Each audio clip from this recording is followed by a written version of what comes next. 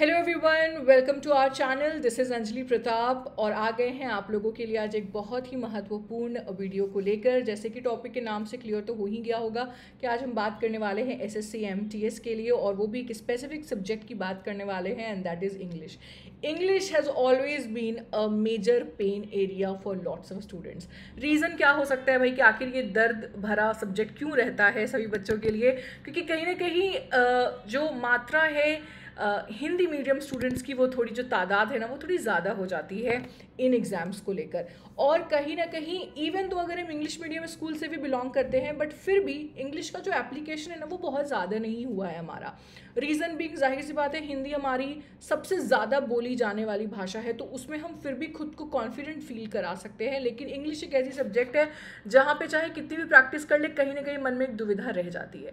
तो आज हम इसी के ऊपर चर्चा करेंगे कि क्या वो सही तरीका होगा जिससे मुझे बिल्कुल पंडित भी नहीं बनना है इंग्लिश में, और फिर भी मैं ये एग्ज़ाम क्लियर कर सकती हूँ। ठीक है, तो सबसे पहले मैं आपका ध्यान लेके चलूँगी एसएससी की ऑफिशियल नोटिफिकेशन के ऊपर। अगर अभी तक आप लोगों ने वो नहीं देखा है, आप लोगों ने डाउनलोड नहीं किया है, इंपॉर्टेंट डेट्स की जानकारी आपके पास नहीं है, तो सबसे पहले मैं चाहूँगी कि आप सभी लोग आज इस वीडियो को कंप्लीट करने के बाद ये ज़रूर देखें, क्योंकि जो आपकी डेट्स है वो बड़ी इंपॉर्टेंट हो जाती है यहाँ पे, कि कैसे आपको जो है ना फॉर्म फिल करना है, कब तक फिल करना है, क्योंकि लास्ट डेट तक का मेरे हिसाब से आपको इंतजार नहीं करना चाहिए स्टूडेंट्स। तो ये डेट्स कम से कम आपके लिए एक काफ़ी महत्वपूर्ण पॉइंट है जो मैं शुरुआत में ही आपको मेंशन करना चाहती हूँ। इसके बाद आपको लेके चलते हैं अगली महत्वपूर्ण चीज़ की तरफ, और वो हो जाती है किसी भी एग्ज़ाम के लिए कि पैटर्न। अगर आप पैटर्न अच्छे से समझ रहे हैं तो आपका माइंड जो है ना काफ़ी ज़्यादा क्लटर फ्री रहता है, ताकि मैं क्वेश्चंस का डायरेक्शन पढूं और सीधा अटेम्प्ट करूं, है ना। मुझे फिर बार बार देखने की ज़रूरत नहीं पड़ेगी कि ये सेक्शन मेरे लिए इंपॉर्टेंट है या नहीं है। तो सबसे पहले मैं बात करूंगी जो पैटर्न आपका हो रहा है, जो भी थोड़े बहुत चेंजेस पिछले कुछ सालों में आए हैं, वो सबसे महत्वपूर्ण चेंज तो यही है कि अब आपका सेशन जो है वो 2 बढ़ चुका है। मतलब आपका टोटल एग्जाम 2 सेशंस में हो रहा है, और इसीलिए सेशन 2 थोड़ा ज़्यादा इंपॉर्टेंट हो जाता है, क्योंकि सेशन 1 हो चुका है क्वालिफाइंग। मतलब आपने अगर सेशन 1 में क्वालिफाइंग मार्क्स लाया है, तभी आपकी सेशन 2 वाली जो कॉपीज़ है वो चेक होंगी, अदरवाइज नहीं चेक होंगी स्टूडेंट्स।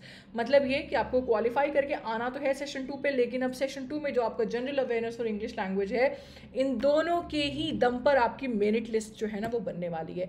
मतलब बिल्कुल भी कोताही नहीं बरत सकते हैं हम इन दोनों ही सेक्शंस में। ठीक है, तो टोटल आप समझ पा रहे हैं 25-25 क्वेश्चन आपके दोनों ही सेक्शन में आएंगे, एक क्वेश्चन के 3 मार्क्स मिलेंगे, तो टोटल हो जा रहा है हमारे पास 75 मार्क्स। मतलब बेसिकली ये जो आप 150 मार्क्स है, ये इसी के ऊपर फाइनलाइज होगा कि आपकी मेरिट लिस्ट जो है वो बन रही है, उसमें आपका नाम आ रहा है और पॉसिबली आ रहा है। ठीक है, अब उस बात पर आते हैं जिस बात के लिए यह वीडियो है, यानी कि आखिर हमारे लिए क्या रास्ता सही होगा इंग्लिश के सेक्शन को अपनाने के लिए। स्टूडेंट्स, मेरे हिसाब से अगर आप अपने सब्जेक्ट के ऊपर अच्छा परफॉर्म करना चाहते हैं, उसकी पकड़ अच्छी चाहते हैं, तो पहले उसके पैटर्न को समझिए कि आखिर इंग्लिश के क्वेश्चंस हमें कैसे पूछे जा रहे हैं, है ना। तो पहले तो ये कि हाँ भाई, निगेटिव मार्किंग होगी आपकी सेशन 2 के लिए। मतलब यू कैन नॉट गेस, हमको गेस नहीं करना है यहाँ पे।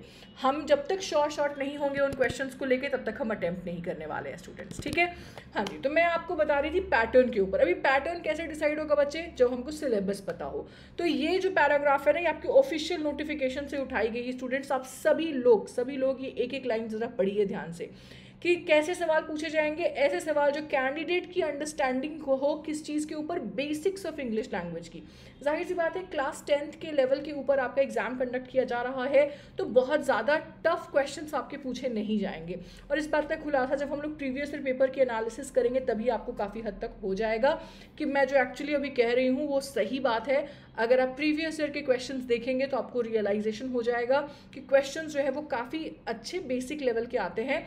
हाँ जी, बट आपकी यहाँ एक्यूरेसी अच्छी होनी चाहिए और स्पीड अच्छा होना चाहिए, क्योंकि बहुत सारे स्टूडेंट्स अप्लाई कर रहे हैं, तो कट ऑफ भी जो है वो उसी हिसाब से जाएगा। मतलब कट ऑफ के क्षेत्र में आपको सबसे ऊपर रहना होगा, तभी जाकर आप अपने आप को मेरिट लिस्ट में देख पाएंगे। ठीक है, वापस आते हैं अपने पैटर्न के ऊपर। तो हाँ जी, हमारी अंडरस्टैंडिंग बढ़िया होनी चाहिए, उसके लिए ग्रामर अच्छा होना चाहिए, वोकैब के ऊपर काम करना है, और शायद, है ना, अ सिंपल पैराग्राफ में बी गिवन, में बी है मतलब कि शायद पूछा जा सकता है और उसके ऊपर कुछ क्वेश्चंस आएंगे, ठीक है। तो अगर मैं कॉम्प्रिहेंशन की भी बात करूँ ना बच्चे, तो दो ही प्रकार के क्वेश्चंस हमको सबसे ज़्यादा देखने को मिलते हैं एग्जाम में। एक तो वही रीडिंग कॉम्प्रिहेंशन हो गया, दूसरा क्लोज पैसेज कहा जाता है, क्लोज टेस्ट कहा जाता है। लेकिन फिर भी अगर पिछले कुछ सालों को ये पेपर्स अगर आप देखोगे ना, तो ऐसे क्वेश्चंस बहुत ज़्यादा पूछे नहीं गए हैं। बट हाँ, हो सकता है अगर ये आपके डायरेक्शन में लिखा हुआ है, ऑफिशियल नोटिफिकेशन में लिखा हुआ है, तो भाई रास्ता इन्होंने खोल दिया है, मतलब ये सवाल पूछे जा सकते हैं। तो हमारी प्रिपरेशन में कॉम्प्रिहेंशन का एक आध हिस्सा होना चाहिए, ठीक है। तो अब मैं आपको सीधा लेके चलती हूँ कि आखिर मुझे किन टॉपिक्स के ऊपर अपने फोकस को करना है, ठीक है। हमारा फोकस इन्हीं टॉपिक्स के ऊपर जो भी आपको स्क्रीन पे दिख रहा है सिर्फ और सिर्फ इसी पे होगा, और आपकी एग्जाम क्रैक होगी, ये गारंटी मैं देती हूँ। बस इन टॉपिक्स के ऊपर आपकी जो इन्फॉर्मेशन है, आपकी जो पकड़ है, वो होनी चाहिए सही, ठीक है। तो सबसे पहले क्या करना चाहिए, हाँ जी, उन लोगों के लिए स्पेसिफिकली जिनको लग रहा है कि मैं हिंदी मीडियम से हूँ, मैं क्या करूँगा।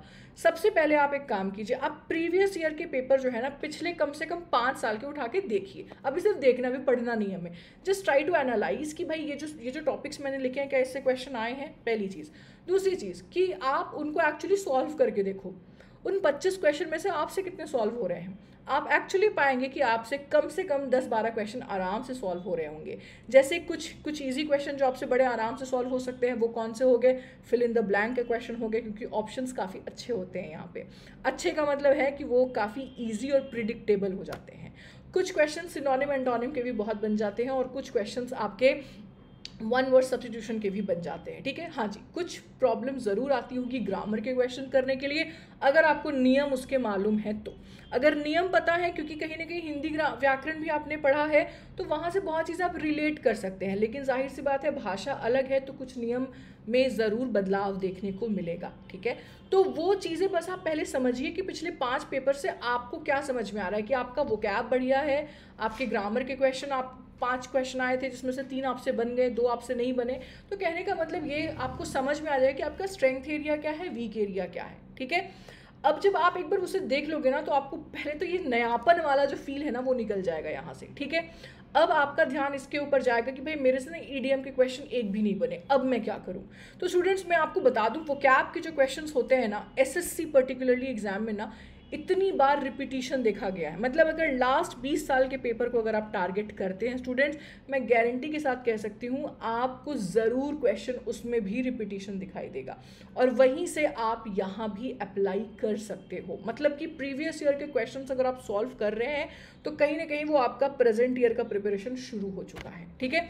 तो अगर मैं आपको एकदम शॉर्ट फॉर्म में बताऊं कि आप कैसे अपनी प्रिपरेशन आज से, अभी से, इस वीडियो को देखने के बाद से कर सकते हैं, तो सबसे पहला जो आपको मैंने बोला है कि ध्यान आप कहाँ होना चाहिए, आपका ध्यान होना चाहिए वोकैब के ऊपर, क्योंकि वोकैब सबसे ज़्यादा वेटेज लेके आता है एग्जाम में स्टूडेंट्स। तो कहीं ना कहीं हम 10 से 14 नंबर के जो है ना क्वेश्चन, 10 से 14 क्वेश्चन हम एक्सपेक्ट करते हैं वोकैब से। इसके बाद जो बारी आती है वो है ग्रामर की, और लास्ट जो है वो पैसेज के लिए आता है। तो मैं वोकैब के लिए आपको फिलहाल बोलूँगी कि प्रीवियस ईयर के क्वेश्चंस को सॉल्व करना शुरू कीजिए। ग्रामर आपके पास जो भी बेसिक किताबें हैं, जो भी बेसिक ग्रामर बुक है, इंग्लिश ग्रामर की बुक काफ़ी सारी अच्छी अच्छी मार्केट में अवेलेबल है बच्चे।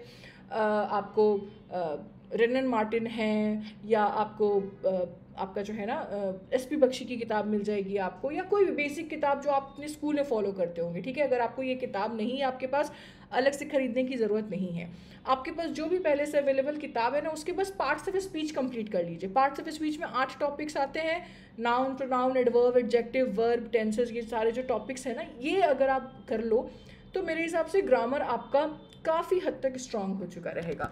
और तीसरी चीज़, कॉम्प्रिहेंशन के लिए कुछ नहीं करना बच्चे, बस न्यूज़पेपर आपको पढ़नी है। रोज़ कोशिश कीजिए कि कम से कम आप 20 से 25 मिनट जो है ना, इंग्लिश न्यूज़पेपर या इंग्लिश आर्टिकल जो है वो आप पढ़ो। एडिटोरियल पढ़ पा रहे हो तो बहुत अच्छी बात है, अगर वो नहीं भी पढ़ पा रहे हो तो कोई भी एक आर्टिकल उठा लो, जो इंग्लिश में होनी चाहिए, और उसे पढ़ो और उसे समझो।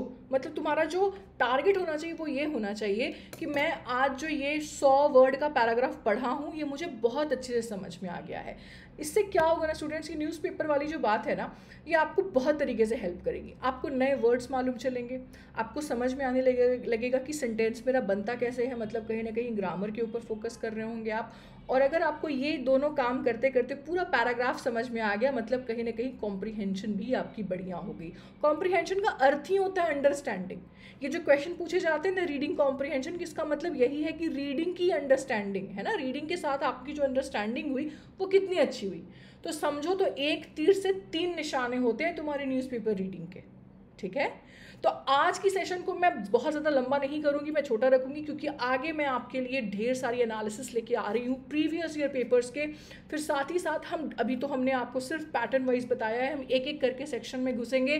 ग्रामर, वोकैब और कॉम्प्रिहेंशन को अलग अलग और कैसे स्ट्रेंथन करें ये काम कर सकते हैं। लेकिन मैं चाहती थी कि आज से और अभी से आपकी प्रिपरेशन शुरू हो जानी चाहिए, इसलिए ये कुछ 3 पॉइंटर्स हैं जो आज से आप शुरू करें, और आगे आगे आपको मार्गदर्शन दिखाने के लिए तो हम लोग हैं ही यहाँ पे। इसके अलावा किसी भी प्रकार की कोई भी डाउट है आपके मन में इस सब्जेक्ट को लेकर, इस एग्ज़ाम को लेकर, feel free to ask it in the comment section. Comment section में जाइए, पूछिए, बताइए। अगर आपको कुछ और एक्स्ट्रा इन्फॉर्मेशन चाहिए इसके ऊपर, we will definitely work to bring that kind of content for all of you. Okay everyone, तो आज के लिए मैं इतना ही रखती हूँ। आई होप आज की सेशन से आपको थोड़ा आइडिया मिल गया होगा कि क्या सही स्ट्रैटेजी होनी चाहिए इस चीज़ के लिए, ठीक है। Thank you everyone, bye bye, take care, happy learning.